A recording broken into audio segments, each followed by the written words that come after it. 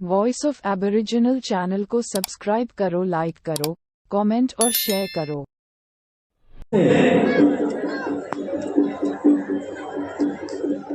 जो भाई बहन, माताएं, छात्र छात्राएं और जितने भी प्रकृति प्रेमी यहाँ उपस्थित हैं, विभिन्न राज्यों से लोकतांत्रिक व्यवस्था में चुने हुए जनप्रतिनिधिगण, जिसमें माननीय विधायकगण, सांसदगण, मंत्रीगण तथा जो भी देश विदेश से पधारे हैं, मैं आप सबका हार्दिक स्वागत करता हूं, अभिनंदन करता हूं।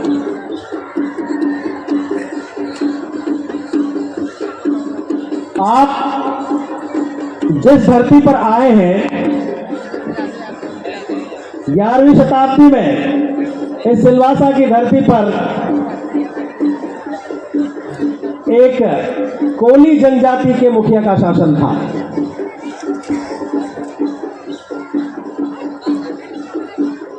भील और कोली में बहुत ज्यादा फर्क नहीं है, एक ही है। अगर आप इतिहास उठा के देखेंगे तो कोली जनजाति के जो चीफ्टेन थे, मुखिया को चीफ्टेन कहते हैं इंग्लिश में, उनको राजस्थान से आने वाले राम सिंह राठौड़ ने, जिन्होंने धर्मपुर बसाया था, उनकी सत्ता छीन के और यहाँ एक इन्वेडर के रूप में अपना राज कायम किया था। साथियों, समय बदलता है, ये पहिया है जो ऊपर वाला कहो या प्रकृति कहो या कुदरत कहो, जो चीज जहां से चलती है वो वापस उस जगह पर लौटती है। तो इससे बड़ा क्या नजारा हो सकता है कि लाखों की संख्या में उसी मुखिया के वंशज आज अथोला में यहां उपस्थित हैं और दिखा रहे हैं दुनिया को कि हम वो आदिवासी हैं जो पानी की बूंदों की तरह निर्मल तो है ही, समंदर के तूफान से भी ज्यादा खतरनाक भी है।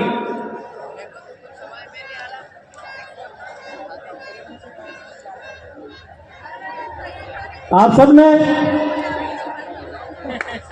एक अभी सोशल मीडिया पे खूब चला था, सबसे पहले मेरे पास आया और मैंने विधायक श्री राजकुमार जी को भेजा था। न्यूजीलैंड की संसद में एक महिला सांसद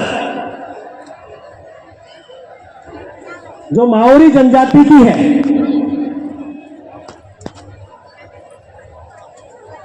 उस जनजाति की जो परंपरागत युद्ध में जाने वाली या किसी को ललकारने वाला जो सिंबॉलिक जो भाषा होती है, उस भाषा में संसद में सबको ललकार के पूरी दुनिया को हिला दिया।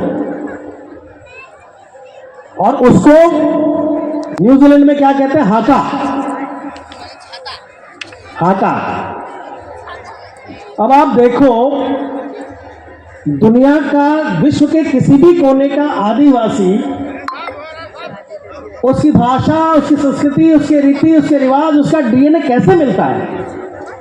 हमारे यहां भी हाका ही कहते हैं ना, जोर से चिल्ला के किसी को बोलता है तो नहीं कहता हाका कर रहा है। और पुराने जमाने में जब शिकार खेलने जाते थे उसको भी हाका ही कहते थे। तो अब न्यूजीलैंड के हाका में और हमारे हाका में क्या फर्क है? कोई फर्क नहीं है। मैं बात ये इसलिए बता रहा हूं आपको कि हम जो आदिवासी एकता परिषद के माध्यम से हर साल अलग अलग स्टेट में जब सूर्य उत्तरायण में जाता है उसी दिन, जिस दिन हमें प्रकृति के शुभ संकेत मिलते हैं, सांस्कृतिक एकता महासम्मेलन आयोजित करते हैं, तो ये हमारा एक हाका ही है।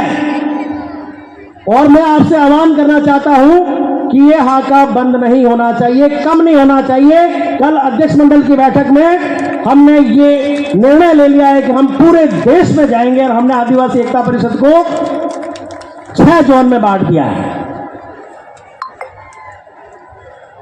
हर जोन में जाएंगे।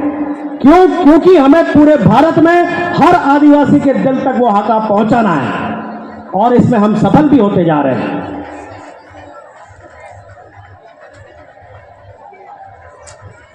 मिटाने वाले बहुत कोशिश करते हैं, लेकिन हमारी फितरत ही ऐसी है कि कोई लाख जतन कर ले, लेकिन जिस तरह से न्यूजीलैंड में उनको ब्लैक फर्न कहते हैं, उस तरह से हम ब्लैक स्टोन है, काला पत्थर है, जो सबसे ज्यादा स्ट्रांग है, जिसमें मैग्नीज और आयरन का जो गुण आता है ना, वो है हम। मिटने वाले नहीं है। जैसे ही आप यहां से घुसे होंगे हाईवे से, एक शहर आता है भिलाड़, आप सबने किसी ने नोट किया होगा, भिलाड़ आता है। भले उस शहर से भील मिट गए होंगे, भील कहीं से चले गए होंगे, लेकिन वो भिलाड़ तो आज भी वहीं खड़ा है ना। कोई मिटा पाया? इसलिए नहीं मिटा पाए कि हम किताबों में नहीं हैं, हम ग्रंथों में नहीं हैं। हमारे पुरखों की जो वाणी है वो आसमान में है, बादलों में है, नदियों में है, पहाड़ों में है, पर्वतों में है। उसको तुम पकड़ नहीं पाओगे, चाहे कितनी भी कोशिश करो। तो आदिवासी एकता परिषद में यही मुहिम रखी है। मैंने 1 साल अपना अध्यक्षीय कार्यकाल संभाला।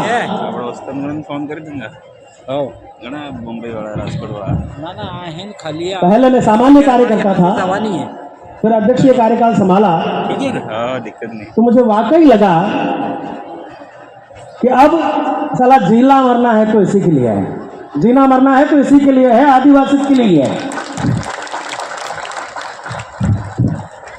क्योंकि अगर मुझे पूछते हैं कई लोग यहाँ के लक्षद्वीप के 3-4 दिन से कुछ सरकारी कर्मचारी भाई लोग कि सर आप इतने बड़े अधिकारी हैं, आपको डर लगता है जुड़े हुए? मैंने यही कहा कि ज्यादा से ज्यादा क्या हो जाएगा, ट्रांसफर ही तो हो जाएगा ना, तो लिखा व्याकम कर कोई ना कुछ, कहाँ जाएंगे देंगे। हमारे राजस्थान में एक जागृति करने वाले वो भंवर जी बैठे हैं, उनके साथ भी खूब हुआ ऐसा। लेकिन तो जो यहाँ पर भी सरकारी नुमाइंदे हैं, उनसे मैं ये गुजारिश करना चाहूंगा कि देखिए,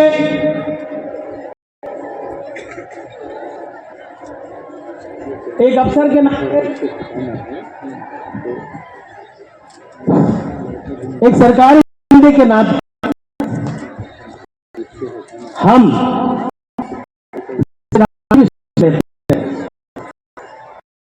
हमारे कंडक्टर्स भी और हमारी कुछ ड्यूटियां हैं कानून में, और वो सबसे बड़ी ड्यूटी जो है ना, वो है समाज सेवा।